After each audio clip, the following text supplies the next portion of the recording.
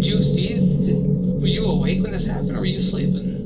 Sleeping, but I woke up myself. Oh yeah, and when you woke. And he put a gun on my mom and dad's head. Um garotinho estava dormindo tranquilamente em sua cama quando ele começa a ouvir alguns barulhos estranhos vindo de dentro de sua casa. Ele ficou ali escondido e o que ele presenciou o deixou traumatizado para a vida inteira. Fala pessoal, Carol na área, trazendo mais um vídeo aqui no canal. Todas as semanas eu trago esse tipo de conteúdo aqui para vocês, casos criminais. Então se você gosta, se inscreve no canal, deixa um like nesse vídeo, deixa um comentário e não esquece de ativar o sininho de notificações. Bora pro vídeo!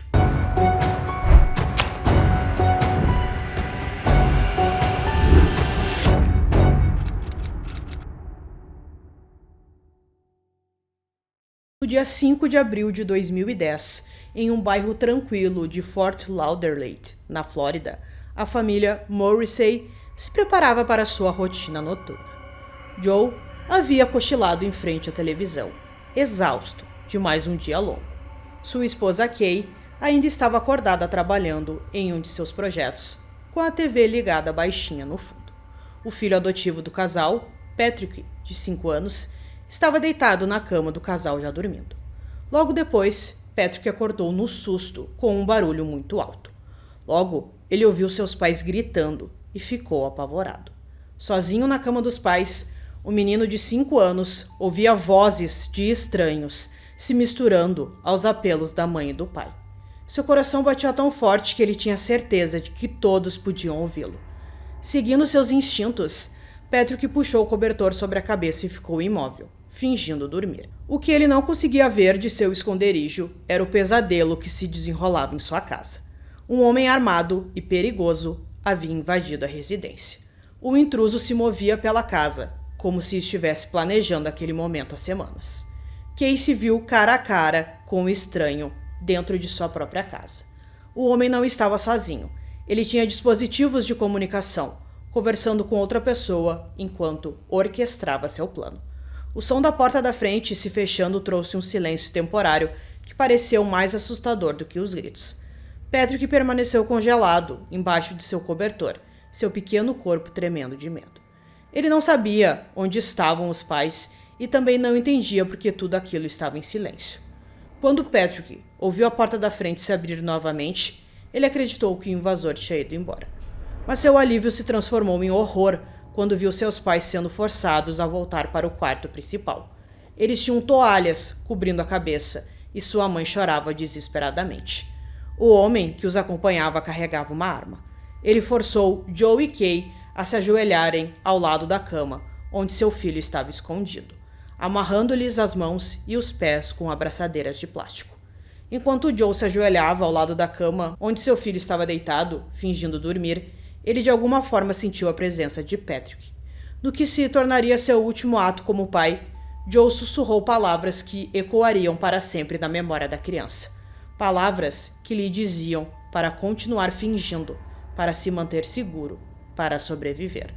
Então o homem veio e disse ao meu pai que ele tinha que ir com ele, disse Patrick aos detetives mais tarde.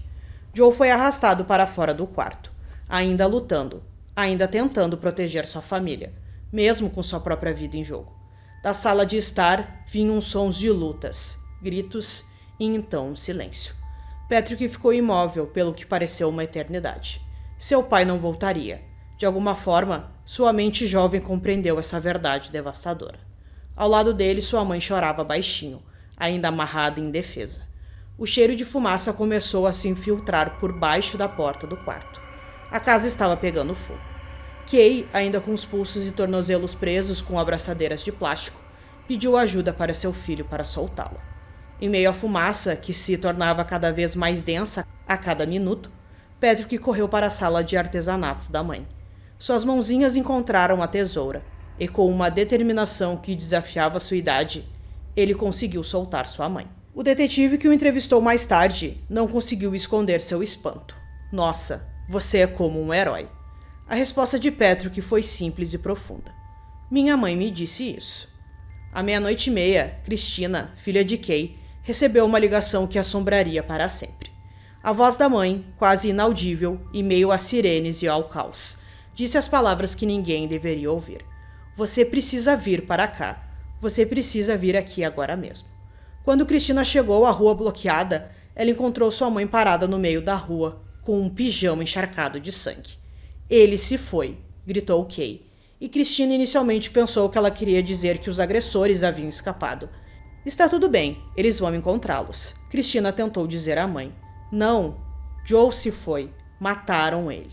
Horas depois, em uma sala de interrogatório, Patrick Morrissey, de 5 anos, tornou-se a chave para resolver o que seria chamado de o pior caso de invasão domiciliar na história da Flórida. Deixe-me perguntar uma coisa.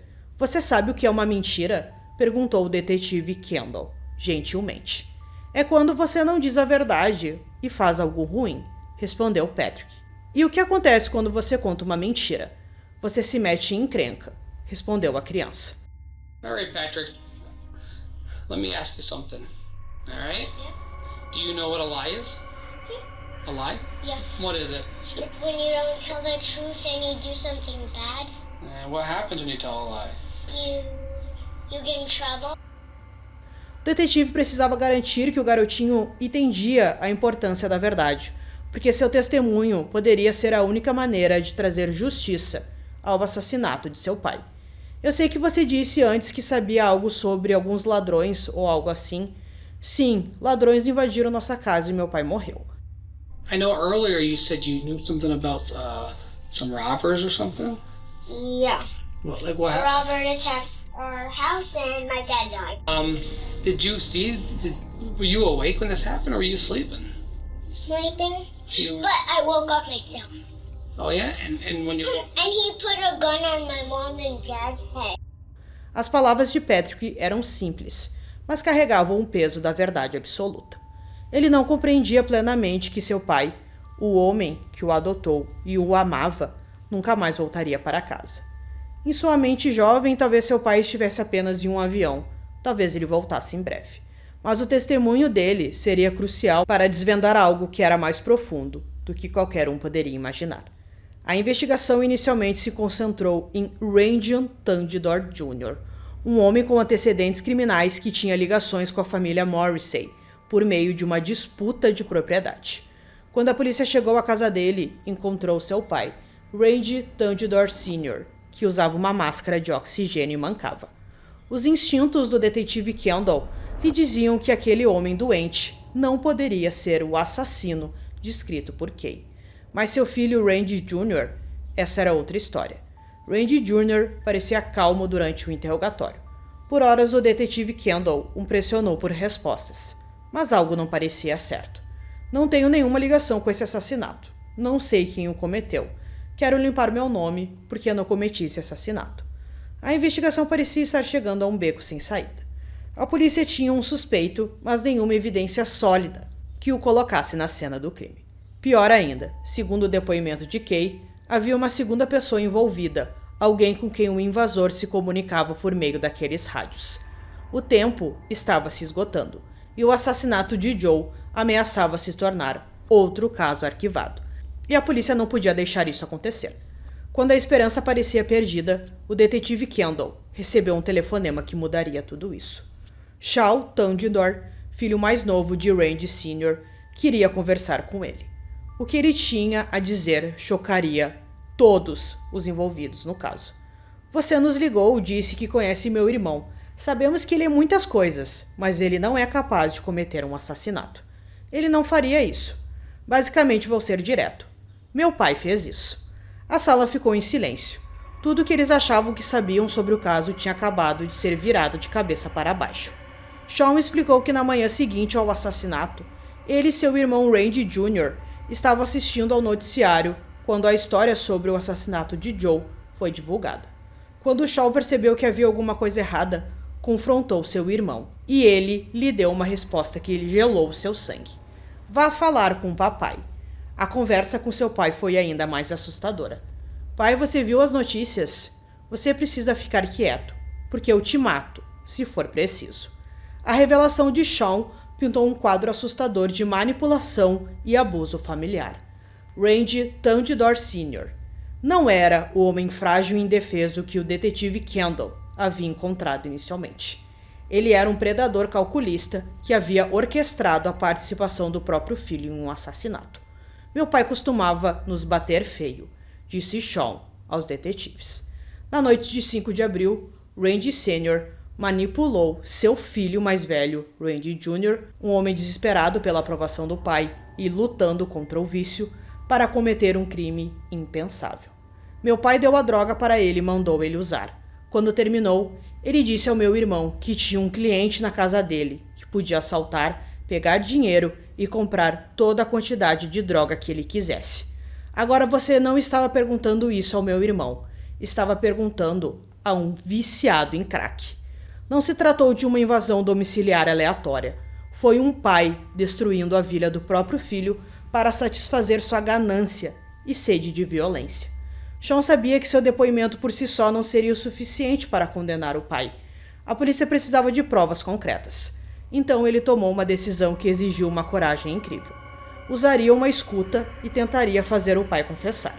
O detetive Kendall concordou, entregando a Sean um gravador escondido na chave do carro. Naquela mesma noite, Sean voltou para casa para confrontar o homem que o ameaçara de morte, sabendo muito bem que seu pai era capaz de cumprir a ameaça. Por 2 horas aterrorizantes, Sean sondou cuidadosamente seu pai, fingindo estar preocupado com seu bem-estar. No dia seguinte, o Sean foi até a delegacia, levou o gravador e naquela gravação tinha tudo ali que os policiais precisavam. As evidências contra Randy Tandidor Sr. começaram a se acumular rapidamente. Quando a polícia vasculhou a loja que ele tinha, encontrou muitas provas incriminatórias.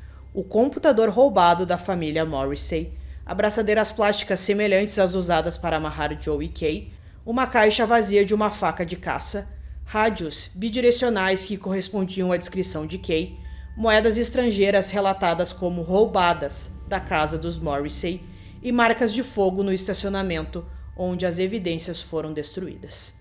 Em seguida, Randy Tandidor Jr. foi preso. No tribunal, o horror total do que a família Morrissey havia sofrido finalmente veio à tona. As imagens do interrogatório policial de Patrick, mostradas ao júri, a primeira vez que o público ouviu a história completa daquela noite terrível. Kay prestou depoimento, revivendo cada momento do pesadelo de sua família. Sua voz tremeu a descrever as horas de horror observando seu marido ser levado, sabendo que talvez nunca mais o visse. Mas talvez o momento mais chocante tenha ocorrido quando Randy Jr. prestou depoimento. Numa reviravolta impressionante, ele confessou seus crimes e testemunhou contra o próprio pai. O contraste era de partir o coração. Randy Tandidor Sr. traiu seus próprios filhos para se salvar, enquanto Joe Morrison morreu protegendo sua família. Randy Tandidor Jr. foi condenado a 40 anos de prisão por seu papel na morte de Joe Morrissey. Randy Tandidor Sr. foi considerado culpado de 10 acusações criminais, incluindo incêndio criminoso, assalto à mão armada, sequestro, tentativa de homicídio e homicídio em primeiro grau. Ele foi condenado à morte. Lembro-me do oficial de justiça colocando as algemas depois de ser considerado culpado, e o clique daquelas algemas é algo que ainda não esqueço, lembrou Kay. Para Sean Tandidor, a vitória teve um custo pessoal enorme. Ao fazer a coisa certa, ele perdeu o pai e o irmão, mas também quebrou um ciclo de abuso e violência que marcou sua família por gerações. Randy Sr. permanece no corredor da morte, ele já colocou vários recursos, então, por isso, uma data de sua execução ainda não foi marcada. Estou orgulhoso de Sean. Não tenho certeza se teríamos condenado Randy Sr. se não tivéssemos aquela gravação, disse o detetive Kendall mais tarde. Nos anos que se seguiram ao julgamento, Patrick e Kay Morrissey reconstruíram suas vidas. Sua história se tornou uma história de resiliência, amor e do vínculo inquebrável entre mãe e filho. Patrick, agora mais velho, cresceu sabendo que é um verdadeiro herói. Com apenas 5 anos, salvou a vida da mãe e ajudou a levar os assassinos do pai à justiça. Eu definitivamente sinto que Patrick é meu herói. Ele não só salvou minha vida, como também me ajudou a salvar a dele, disse Kay, com orgulho. O trauma daquela noite deixou cicatrizes duradouras em Patrick e sua mãe. Ele apresentou os primeiros sinais de transtorno de estresse pós-traumático com dificuldade para entender por que seu amado pai não voltaria para casa. Ele pensou que olharia para um avião e diria: "Meu pai está no avião, ele está voltando para casa." Foi muito difícil para mim. Literalmente, meu coração estava em pedaços. Mas com o tempo, terapia e um sistema de apoio incrível, consegui dar a volta por cima, disse Patrick em uma entrevista. Kay encontrou um propósito ao compartilhar sua história, ajudando outras famílias a entender que a sobrevivência é possível, mesmo após as noites mais sombrias. Ela fala abertamente sobre a importância de apoiar crianças testemunhas e garantir que as vozes das vítimas sejam ouvidas no sistema judiciário.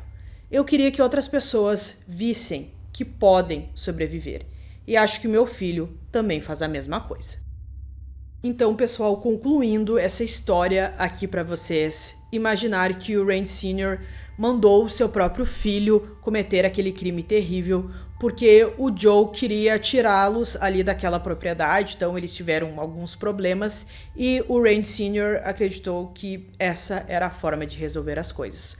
Um caso muito trágico que ele conseguiu influenciar seu filho, que também era um viciado em drogas, a cometer algo tão terrível, e depois uma esposa que perdeu o marido, um filho que perdeu um pai. Realmente um caso muito chocante imaginar que o Patrick tinha apenas 5 anos e mesmo assim conseguiu ajudar sua mãe e fugir da casa ali que estava em chamas. Então realmente é um caso terrível, mas que bom que os dois foram a julgamento e cumprem suas penas. Então espero que vocês tenham gostado desse vídeo. Esse foi mais um vídeo aqui no canal Durmam Bem e até o próximo.